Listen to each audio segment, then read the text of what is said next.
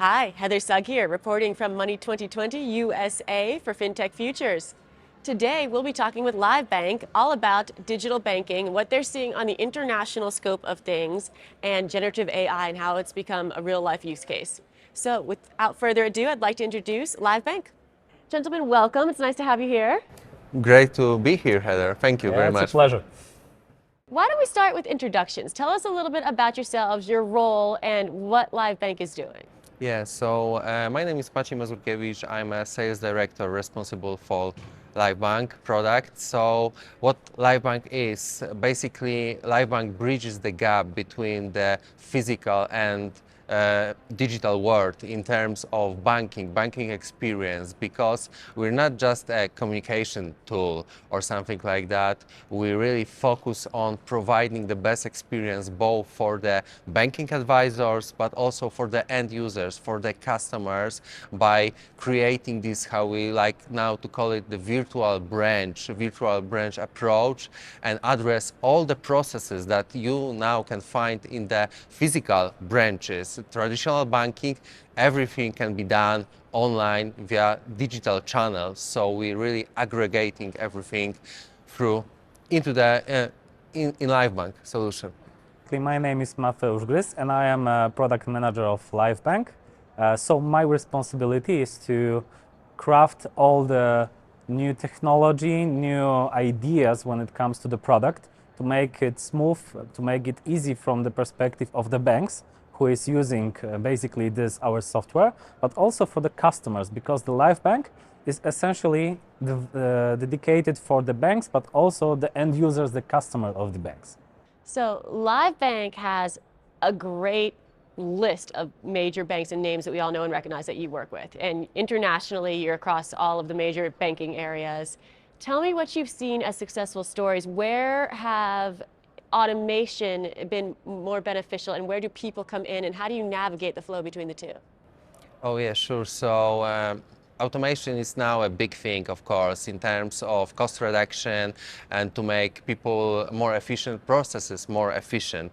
But what we can see from our clients and from the customers' behaviors, it's like the customers like to automate or self-service those simple processes, like checking your bank account balance or transfer some money to another account. Yeah, that's easy, that's simple. They really want to have this automated. But in terms of talking about more sophisticated processes or solving some issues, that's the room for the human touch, and they really value the human touch there, because those cases are not comparable sometimes. So you really need to have this advisor and their approach to the problem. I think that's what the people, by people I mean customers, value the most nowadays. And when it's mixed and it's easy to transfer between, I'm on my self-service way, but I have a problem, so I need a little assistance from the advisor, and we're here to make sure that it's possible and easy for the customer. Yeah, so then when it comes to the LiveBank, basically we're trying to have some kind of blended customer experience. So we can create the full automated processes. For example, easy onboarding of the customer using their only selfie to open a daily account. But also, we, as Maciej mentioned, we have a lot in common when it comes to transform the banks from the traditional brick and mortgage processes. For example, like selling mortgages, like for example, selling much more sophisticated loans, also for the small and business enterprises, which we are working also with, because we find out that currently right now, after the COVID, everything changed, especially when it comes to the customers' behavior and the customers' way why they are thinking about the bank. Currently right now, especially for the youngest generations, the bank is in their pockets, in their selfie, in their cell phones. So this is why they are thinking about the bank. The bank is not from them, like a building. It is something in their mobile banking applications, and they are right now trying to have all the things that was dedicated to the traditional banking model in their pockets. And so that's why we are addressing to put where it comes to automation, we try to automate processes, but when it comes to customer advice or maybe some kind of guidance to the customers when it comes, for example, the mortgage processes, because it's very huge process, very hard for the customers. Probably sometimes they are dealing with the mortgage one time in their life. So this is the part when the LiveBank can be dedicated to blend it when it comes to digital, because, for example, they can make appointments online, on the video calls. Whole the process can be done fully automated digital, and only they can, if there is a requirement, they only can go to the branch to sign the contract. Now, you're right about everything having changed during the pandemic. The digital banking accelerated 5 years in that 2 years that we were all shut down. And I think everyone's catching their breath and calibrating and improving things at this point. So what are some lessons we can learn from your worldwide customer base about things that have been done exceptionally well in areas where you're still improving? Okay, so basically as a LiveBank, we are working right now on 16 markets, mainly in Europe, in Asia. Also, we have some implementations in Africa. So we have some kind of ideas because these markets have a differences between how they're aiming the banking processes. But what US market can learn from, for example, these markets is to develop and craft the simple steps, simple customer journey to start with the banking, for example, at the beginning with the simple onboarding, for example, that you can start your checking or balance account in 5 minutes. This is available right now. In the European market, this is also what is common when it comes to this. Also, when it comes to from our customers in Asia, they mainly focus, for example, like in Singapore or in Hong Kong, in digital advisor model. This is, for example, the relationship manager who is put it inside the mobile banking application of the bank. And if the customer wanted to, especially the much more wealth customers would like to give some advice or start new product with it, they are doing the simple click. For example, they can start the chat conversation. If there's a much more complex product, they can switch on to the video communications. So what is the value of this kind of processes? Because in the traditional way, the relationship manager probably also have to drive to the customer, make an appointment. Sometimes the customer have to drive to the bank with the relationship manager. Right now, everything is on the mobile phone. Also, it's much more efficient when it comes to the business model for the banks because they can optimize the process and also make advisor much more effective because they can, for example, manage more communications, more meetings with the customer during their daily routine. Yeah, if I can add on that, so I think to optimizing the processes and how you can benefit from using solutions like ours. It's we know we have the data from our customers that our channels were so effective that they even decided to switch off the telephone, like traditional telephone line, because now you can do everything online through your mobile, through your desktop application, and conduct the whole process thanks to our solution. So yeah, efficiency, of course, it's always the first thing when the banks are coming to us and are asking, hey, so what will we gain from it? What will be the numbers? What we can improve? So like Matthew said, the good design of the whole customer experience and giving the tools to customers and to the advisors makes the whole process simple, faster, more efficient. Yes, and what I also will add, there's currently right now my favorite trend ongoing. We called it Opti-channel. So it is some kind of evolution from omni-channel to Opti-channel. Because many banks right now have, for example, many channels. But it is the idea how to put the optimal channel on the, for example, selling processes. So for example, because some kind of processes doesn't need, for example, sophisticated channel like video calls. Example, I lost my card. I doesn't have to call the video. I can make it by simple text chat. that I lost my card, or do it by myself in mobile banking applications. So the idea of creating the omnichannel way is to you have the product that you are selling as a bank. Now think about it, what kind of channel is the best way for the distribution model? And then you put it the advisor, or maybe some kind of self-service, or full automated processes without human.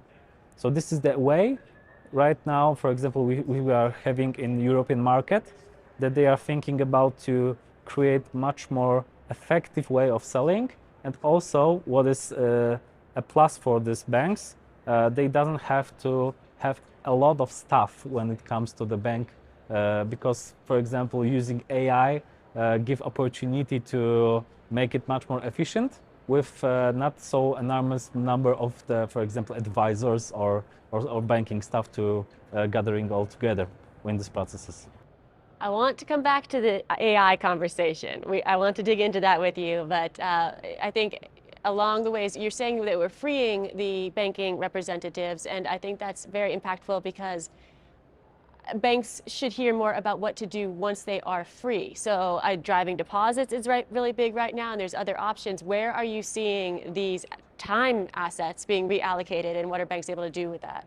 So in terms of what attracts the customers and in terms of customer acquisition, like Matthew already told, the simple way to open an account, like it's seamless journey. So what should be the first step?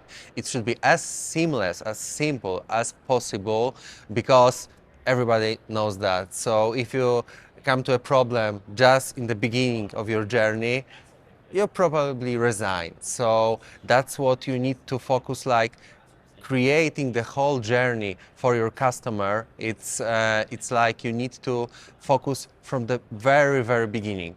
And then when you will be adding another steps, levels, products, options for your customers, you really need to focus. Is it simple enough? Is it like user-friendly enough to drive at the end of the day more sales? Because what banks want to do, they want to sell more products from their portfolio, and they want that the client will stay in the same environment, the same banking environment of their bank, not like we only doing some kind of transaction in bank A and then the client is transferring to bank B for some kind of, for example, wealth management. No, we want to create a really one simple ecosystem, simple from the perspective of the customer, but sophisticated in terms of what it gives you at the back end, if I may use that term. So yeah, this is what is right now ongoing.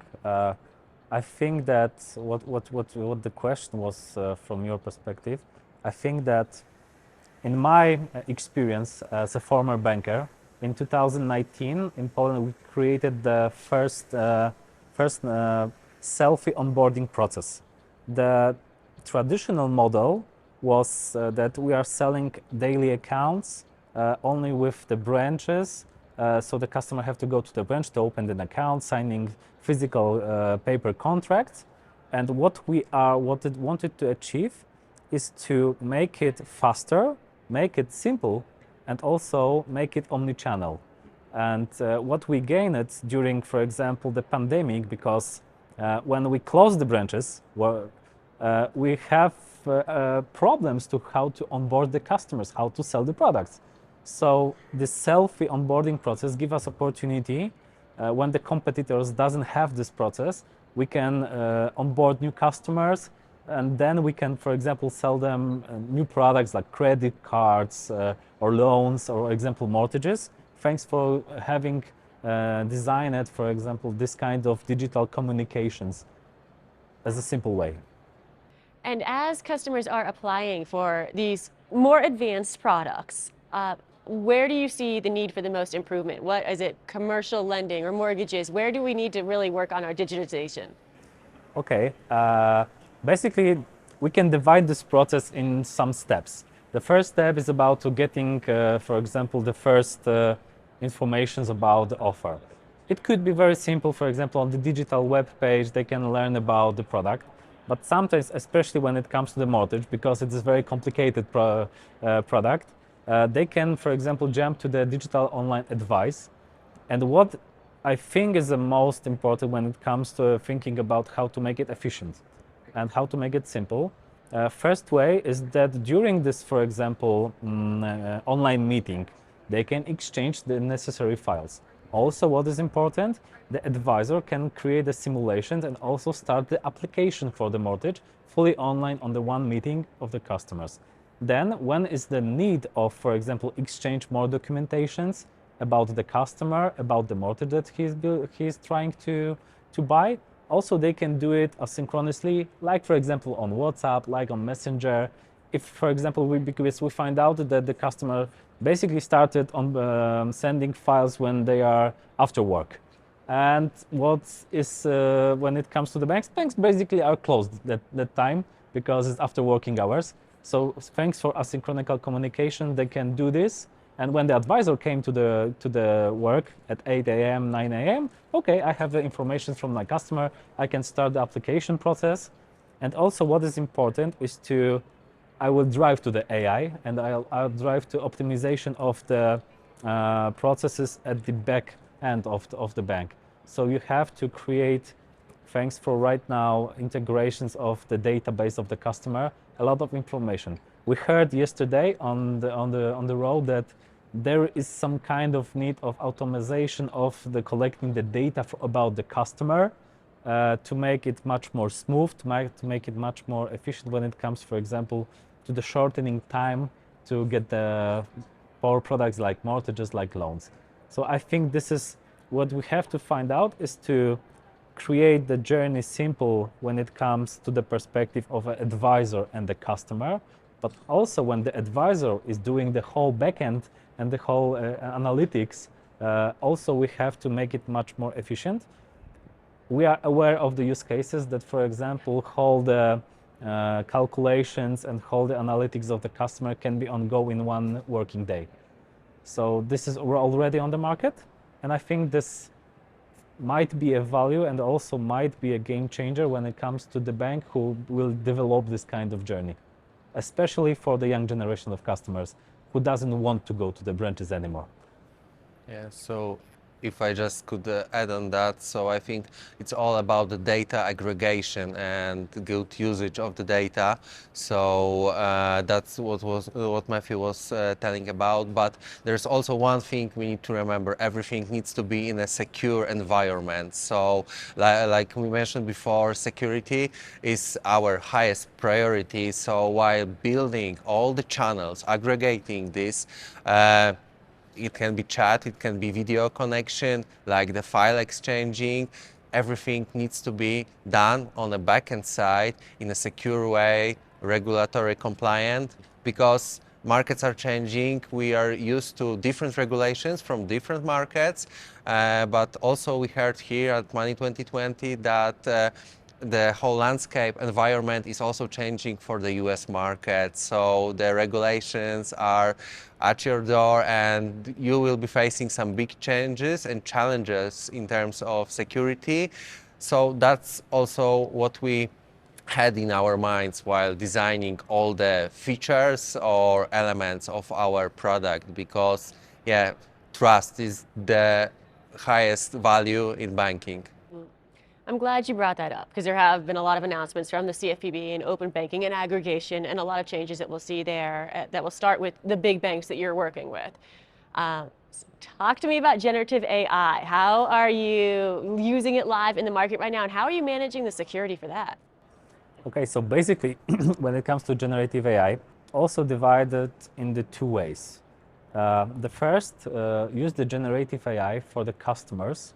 So, for example, exchanging information, because the LLMs right now have a huge opportunity how to make communication simple, how to make it beautiful, and how to make, for example, it crafted for the customer needs. But basically, when we are working with the banks, when it comes to generative AI, we are aware that some kind of data are highly regulated.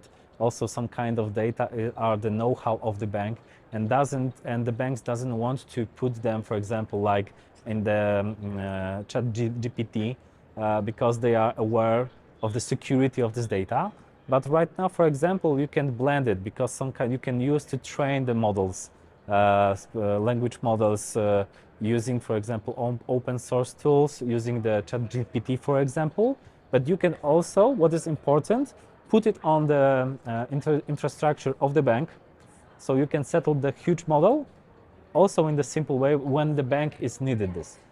But when it comes, for example, we also find the second way as to put the generative AI in the hands of the advisors, the relationship managers. Why?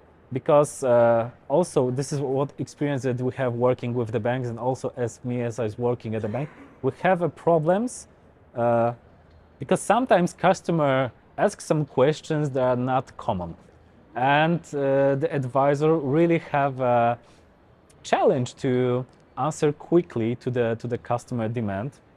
And what is right now important, because we are living in the customer market, so if the customer doesn't get this fast information, probably he will transfer to another bank. It is very simple, especially when you have the digital onboarding. As I mentioned, 5 minutes you can have an account in a different bank. And when we created the generative AI, we called it AI trainee for the digital advisors, that during the communication they can write like on the prompt on ChatGPT the questions. There is only one base, because our solution can be connected on different databases of the bank. And for example, in simple, this is like on the Google search. They ask questions in the natural language. The bot will receive the answer for the question of the customer. Also, if he would like to deep dive into this, for example, the advisor for this answer, he can also start chatting with it. And then if he have the correct answer, he can send it to the customer. And it is much more effective way. Yeah. So maybe to add on that, so that's one of the usage for this Gen AI, but also during the process of communication, we can use this add-on from the AI, like emotional recognition. So even it can be a chat conversation with the client, customer, and by learning the language models are screening the conversation, and they can tell that your client is sad or mad or suggest that something went wrong. So dear advisor, put lots of attention on it, because the whole process may end really quickly. So to give those simple suggestions to the advisor, like how to react and what should they do or what should they propose, because client behavior changed. So what was the reason? Maybe you need to propose something different product. So that's also what Gen AI can help with. So we're really into blending the work of Gen AI and advisors. That's one of the use cases that I feel like has the most heart to it, because those call center reps must go through such hard days. And if we can support them more emotionally, let's do that. Yeah, especially when it comes to advice, because why the people are searching still human in the bank? Because the human is the relations, is the empathy, and also it is very important when it comes to the banking, because mobile banking application that doesn't have any feelings, the advisor have. And also this is what I think right now is a huge advantage of the banks, because they have so many well-trained, many years of experience people working there. Just create them in the new role, put them on the digital, and you can really have a great incomes when it comes, for example, for selling products. So this is, I think, the way. And also, maybe I will mention something about an AI as basically, because it's not only the generative AI, also it's all about aggregate the data. So for example, what we are working with our company right now is also the customer data platforms. So we aggregate a huge number of informations about the customer's behavior. And what is important, we can, for example, be aware if the customer would like to leave the bank. So during the conversation, for example, the advisor will have the information, okay, this probably customer do some kind of things that it might be that he would like to leave to another bank because, for example, he transferred to another bank a huge number of money on his name. So this is the way that, for example, AI can be advice to the customer for the advisor, and the other way is also about the recommendations. So you can create right now very personalized offers for the customers based on their behaviors. This is one of the huge mega trends right now, the hyper personalization. Everyone in the banks right now is obsessed with it. How to create this personalized bond, because the customers right now doesn't want to have the common offer. They wanted the offer that is dedicated to me. So that's why we are doing this with AI to put as much more aggregated information about the customers, to give advice to relationship managers, or also give the ability to banks to give the customer the best offers that they probably would like to, much more eager to buy. Yes. And before we move on, you mentioned making sure that the AI is talking in a colloquial manner, that it's easy to understand in a very conversational tone. Have you done anything to make it match the brand or the voice of the particular bank that you're working with? Yeah, it can be, of course, it can be done because of the thing like we can have the culture differences between the markets. So of course, the main goal is to put the human touch into the AI. So we all know those chatbots when after the third questions they have error and it's like terrible customer experience for everybody. So yeah, really when you are learning those models, so how can they act while conversating during the conversation with the clients. So that's basically when we could, because it depends on what data we put into the machine learning process, that creates how this AI tool will respond to the needs of the customer. So it can be, we can customize it to, like I said, different markets, different clients, different banks. So of course it can be done. It can be achieved, like Matthew mentioned. That's why we have the whole AI division within our company. Of course, everything can be aggregated in LiveBank solution.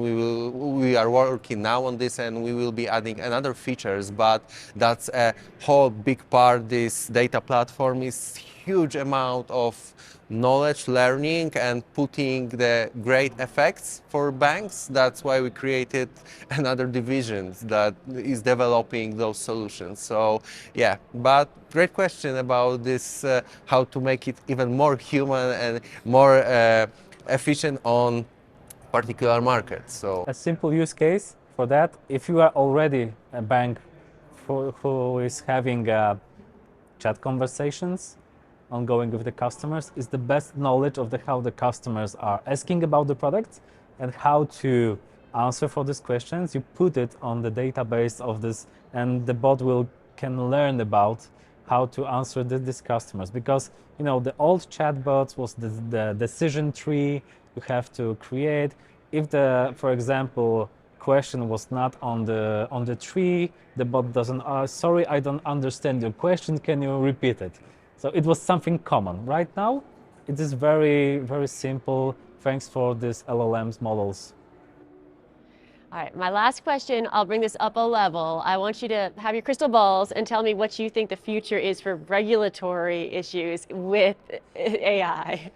Oh, so maybe I'll start because the European Union is now working on AI Act, so it will be like the first solid law about usage of AI. It's not only for the banking, for the financial industry, but it's like also for medical, insurance, for all businesses, basically for everybody. If somebody wants to use an AI, they need to obtain those new regulations, and what we already know, it will be like depending on the level of the security. For example, what do you need to have in terms of data clearance, how it's storage, how do you learn those models. Of course, that's my guess, but I presume that the financial sector will be the highest regulated sector, as always have been. So yeah, that's I think what drive the direction of changes for putting more regulations that and will be some kind of baseline in European Union, but I think it will also be implemented in US and in other markets, because we all need some guidelines, some benchmarks. So I think we will build upon this new regulation. I think now it's during work, so it can be like another year or two, knowing how the European Parliament works. But someday we will have it. So that's why, of course, what we already know, we really want to implement, to use already, to be prepared for those changes. So I think that will be driving the whole regulation process for AI in next months, even next years. I think that we should regulate it. I think we are still far away from the Skynet vision like in Schwarzenegger movies. Yes. But I think that we have to keep in mind about the security of the customers, especially because the banks, as Maciej mentioned, the trust is probably the main, what are the customers seeing when they're thinking about the bank, security and the trust. So when it comes to the AI, we also have to put some regulations, especially, for example, right now, also Martin mentioned about the AI Act, but also we have new regulations that was right now in Parliament, European Parliament. It is that if you are selling financial products and you have self-service tools, for example, like chatbot, the customer can demand human interaction, because we have to give the customer opportunity to get the knowledge that he would like to have about the product, not only the common questions and answers that these large language models have. So this is the idea of that we can use the AI. There's like currently right now, Gen AI have huge opportunity right now. I think that this is like that we settle out and put gene from the bottle.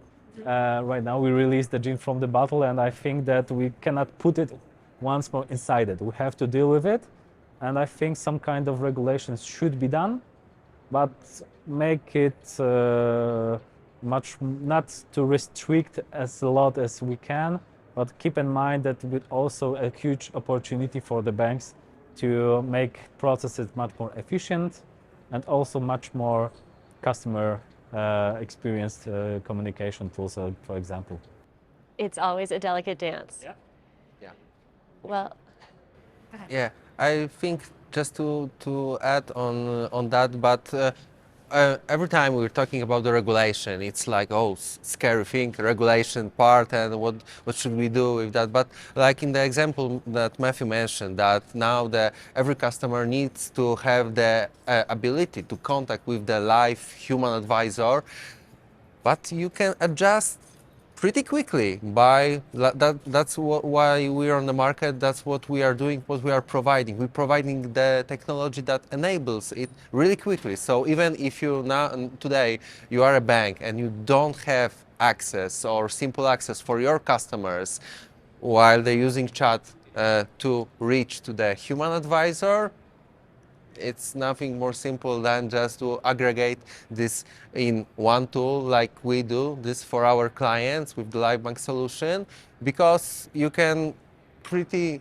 much in a simple way adopt to the changing environment, to the new regulations. So yeah, we're always trying to be aware what's going on the market. We are aware what's going on the market because we operate on highly regulated markets. So if we want to sell our products, it needs to be regulatory compliance all the time. So of course we are working with lawyers, with advisors to put the best product at the end of the day for our clients and for their customers, taking this trust, putting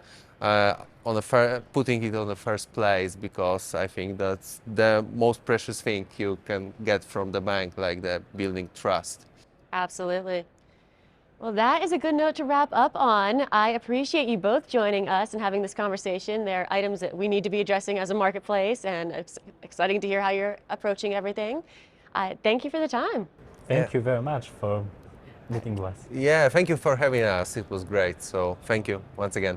Enjoy the show. Thank you.